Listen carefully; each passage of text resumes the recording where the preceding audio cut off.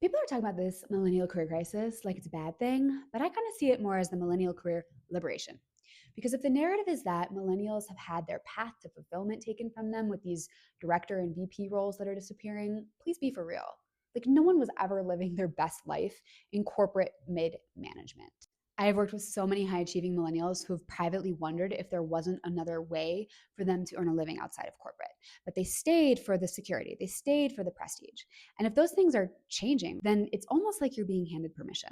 You're going to be respected for experimenting in your career like no other time in history right now.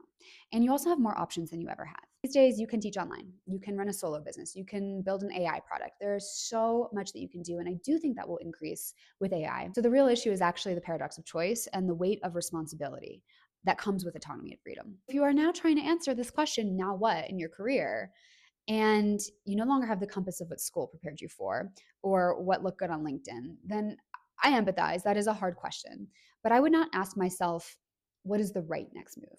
I would ask myself what's going to give me a sense of meaning. Because only if you have meaning are you going to be willing to adapt and learn continuously enough that you actually will have security in this next era of work. And if you have no idea what's going to give you meaning, then as a hypnotist and a subconscious change expert, I would say look to the people whose careers you either envy or who you judge.